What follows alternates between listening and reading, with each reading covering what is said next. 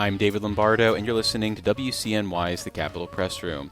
We're going to share an excerpt of our Dispatches from Planet Albany conversation with Katherine Nadeau, Deputy Executive Director for Environmental Advocates NY, which recently put out scorecards for members of the New York State Legislature. Well, before we get to the scorecard itself and how individual lawmakers did or the institutions themselves, I want to think about the legislative session overall and its impact on the environment, because I think there was a narrative that emerged in the wake of the session that best case scenario, it was kind of the status quo for the environment. Worst case scenario is it maybe took some steps backwards. How do you grade the legislative session and its impact on the environment?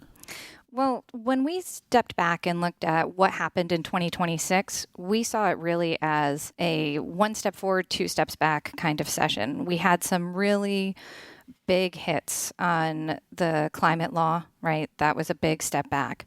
And we were able to advance some really important bills and funding, as the Environmental Protection Fund, the Clean Water Investment Act, were both very strongly funded. So we had a little bit of each in this session. So it's hard to say overall it was just this, because there were important pieces moving in both directions.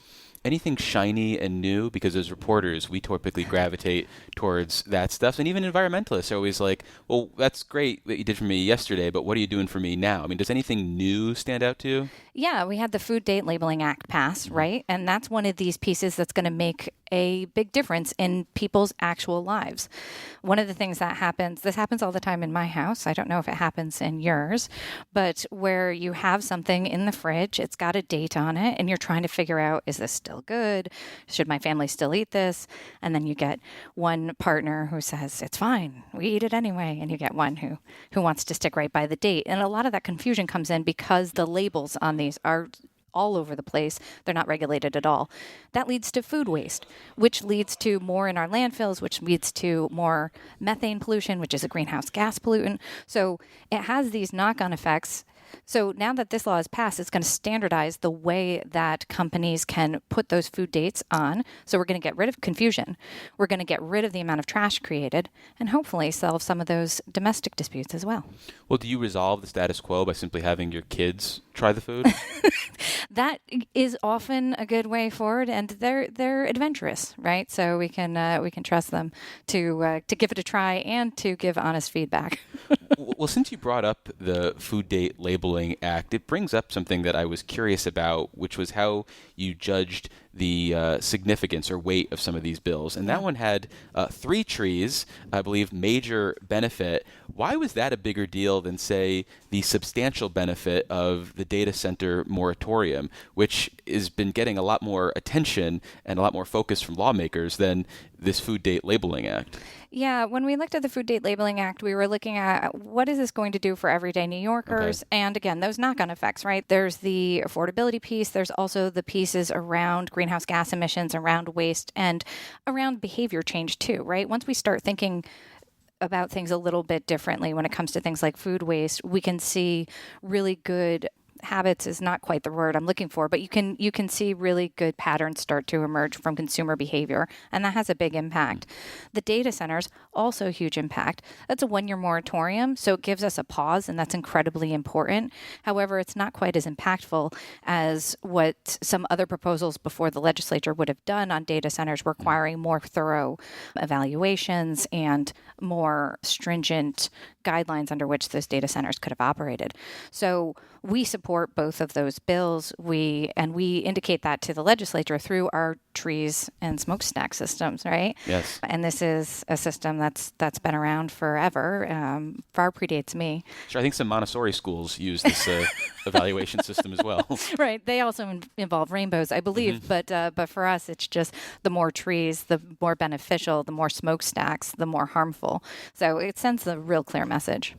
Well, thinking about the scorecards overall, did any trends emerge to you, whether there were geographical things that emerged or maybe about the houses themselves, or something else that stood out to you in particular as you took the scorecards as a whole, kind of? Yeah, when you look at how the houses compared to each other, right, the average score in the Assembly was a 59, the average score in the Senate a 74. That's a really big difference. And it comes down to the fact that the Senate was moving some of our legislative super bills. And super bills under our scoring system are more heavily weighted, and they are bills that the environmental community as a whole advises us we should be weighting more heavily in our scorecards because they're going to be transformative and impactful.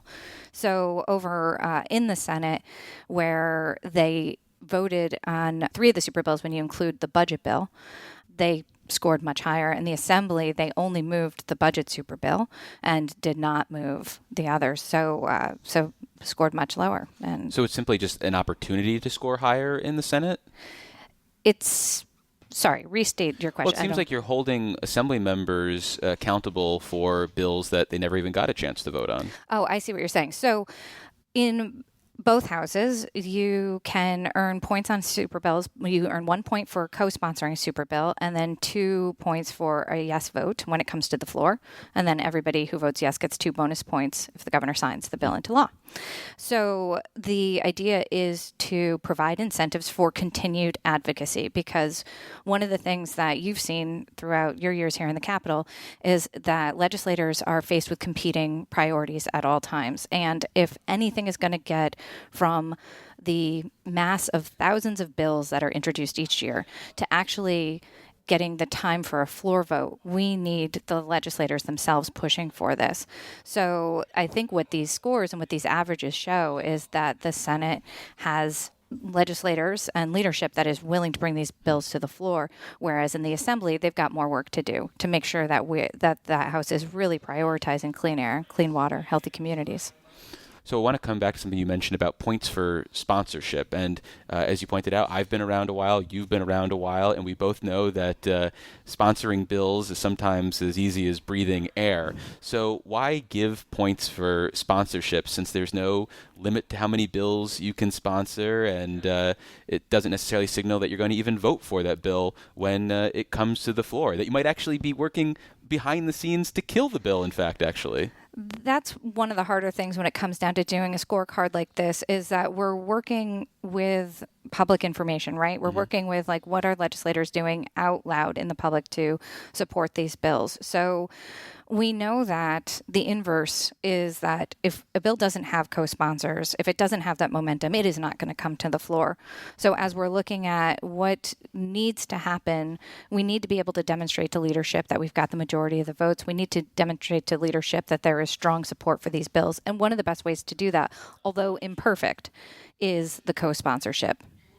Sticking with what I might describe as virtue signaling, you also gave out points, I think for the first time ever, during the budget process for people who made some sort of public statements, which could take a variety of forms, against the governor's plans to roll back or delay the implementation of some of the state's climate initiatives. How did you make that decision this year?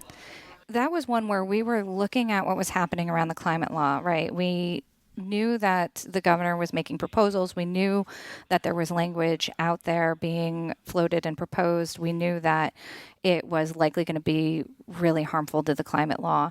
However, everything around those discussions were happening in the dead of night, right? There wasn't ever any language released publicly until we saw that bill, which happened, within a day of the vote on the bill itself.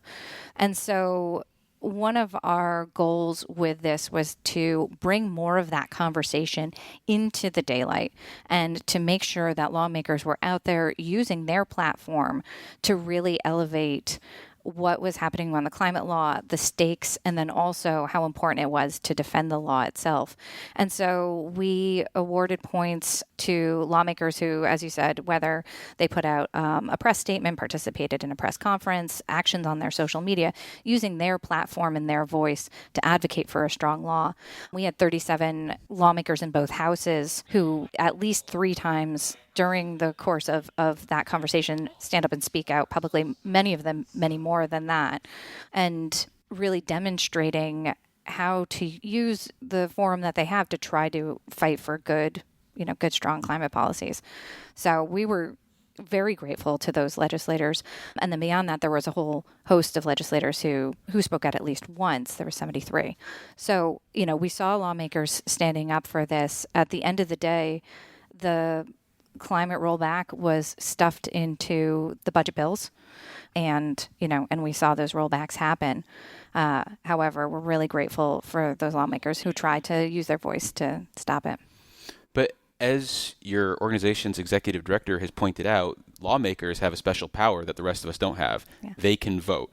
So in addition to maybe speaking out, they could have voted against these bills. And if you take the 37 members who got the maximum number of points in the Senate, for example, you could have stopped these budget bills from being approved. There weren't enough Democrats if you take out those people to pass one of these in the Senate. So why not judge them on their actual vote, their substantive work when it comes to these rollbacks? When it comes to the budget, it's far more complex because there are a lot of really good items in the budget as well. Dollars and cents that are being put toward the environment. $425 million for the Environmental Protection Fund. We don't want people voting against that. And so when the governor or the legislature works to get these big policy pieces inserted into the budget, it puts legislators, on just an up or down yes or no. And so we were trying to, again, highlight those that used their voice throughout, and beyond just that one day of voting, while also acknowledging that if you were to vote against that budget bill, you'd be also voting against a whole host of really important funding as well. So does that mean that you ultimately view those budget bills that contain the rollbacks as net positives? We view them as complex, Okay. Just at the end of the day. And so it's really hard to pull one issue out because what that does is in that case, then we're pitting clean water against climate, against, land acquisition. Sure. And we all lose when It's that not happens. an AI tool we can ask to tell us if this is a net positive or net negative? I bet we could. I don't trust the answer. We'll stick around because after a quick break, we'll have more with Katherine Nadeau, the Deputy Executive Director for Environmental Advocates and Why. Support for the Capitol Press Room comes from O'Donnell & Associates, a public affairs firm providing strategic guidance to businesses and nonprofits on navigating policy and regulatory issues. More information is available at o'donnellsolutions.com. This is WCNY's The Capitol Press Room, and we're continuing our conversation with Katherine Nadeau, Deputy Executive Director for Environmental Advocates and Why, which put out environmental scorecards this summer for members of the New York State Legislature. So, thinking about the usefulness of these scorecards, they are not a endorsement of any candidates, although I imagine you're going to see some people running for office this year who might tout their score. Actually, are you hearing from people about that? Anyone be like, hey, can I borrow that graphic? Or is it okay if I put this on our campaign page? I haven't heard anybody putting it on their campaign page. I have heard from lawmakers who want to celebrate their scores, yeah. So how do you envision the public utilizing something like this? Or is this more about the media and how we use it to frame our narratives, or just a reminder to politicians that we're keeping track, we're calling balls and strikes here? Yeah, I think a little bit all of the above, right? It's a snapshot in time. This scorecard looks at what happened during the 2026 legislative session and tells the story there.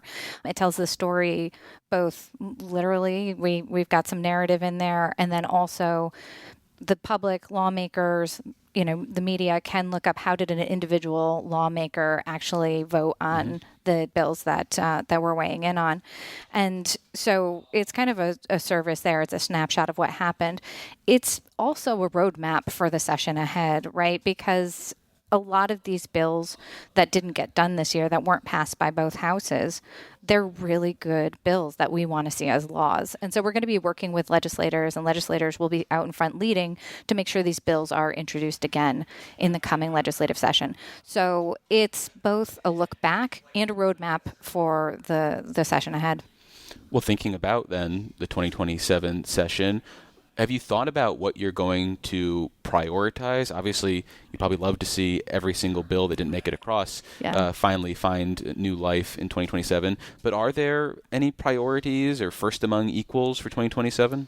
We're in the process of working with our colleagues to identify those now. We're going to be talking with environmental groups from across the state and across the movement to release another slate of super bills for the year ahead. And again, those are the most impactful bills out there. It's the lead pipe. This past year, it was the Lead Pipes Replacement Act. Mm-hmm. It was the Package Reduction and Recycling Infrastructure Act.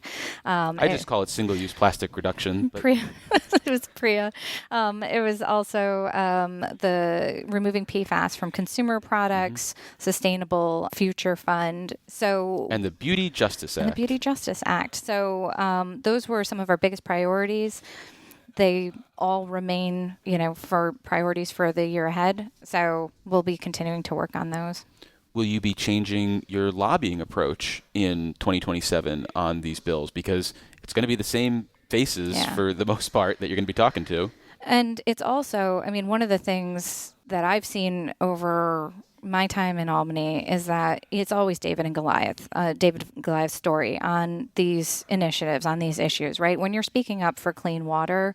Wait, are you David in this narrative? Yeah, we're the little guy, right? David wins though, right?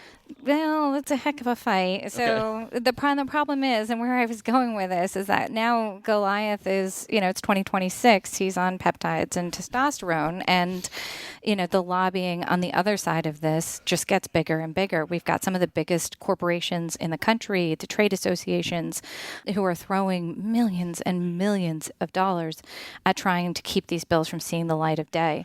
And so that's where our organization comes in. That's where our supporters come in, is making sure that lawmakers know that, hey, there's a lot of priorities out there and there's a lot of money coming at you.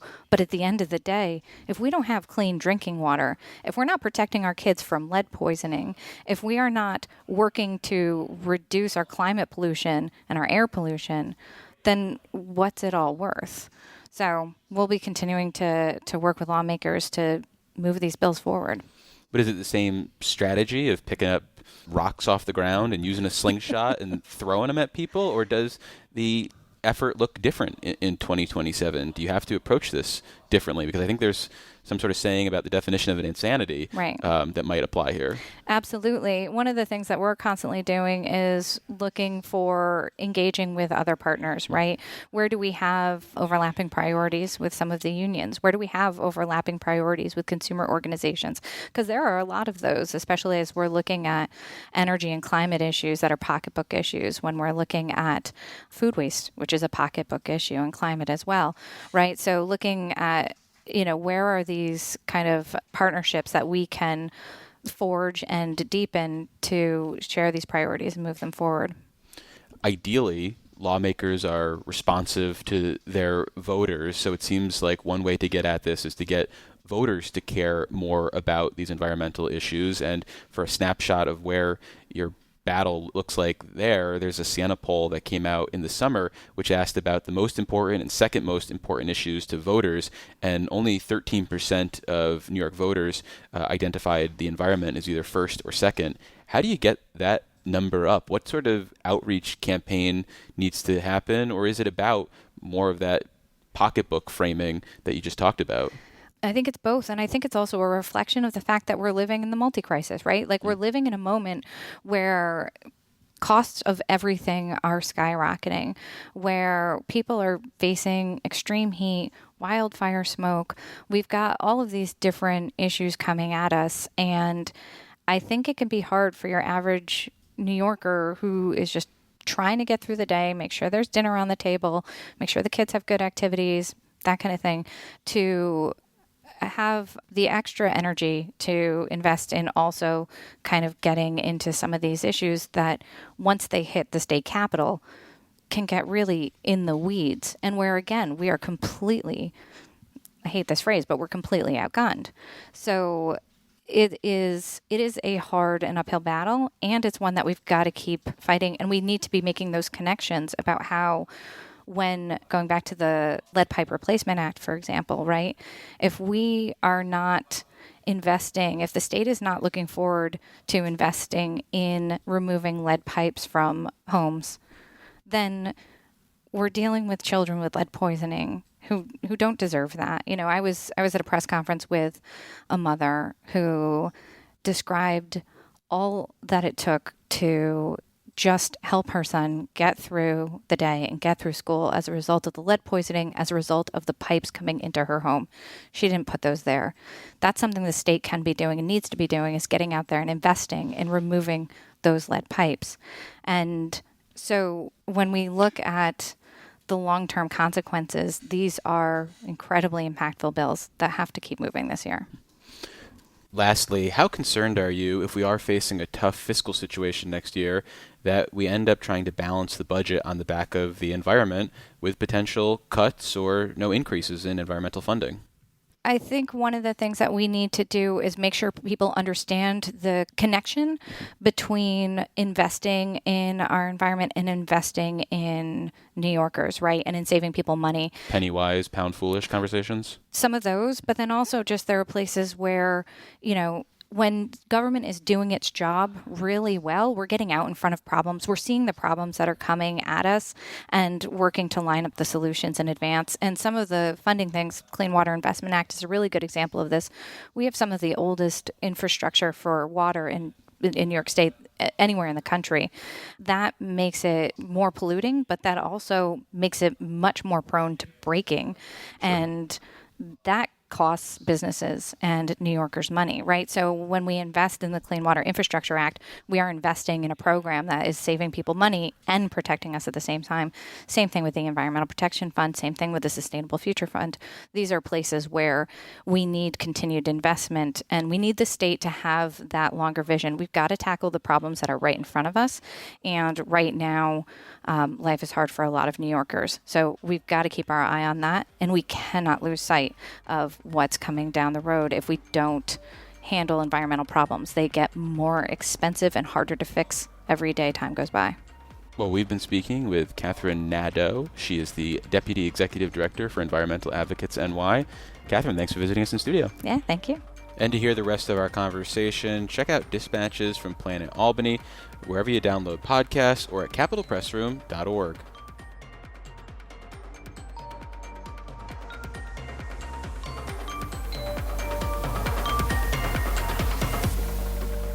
Support for the Capitol Press Room is provided by New York State United Teachers, a statewide union of nearly 700,000 professionals in education and healthcare.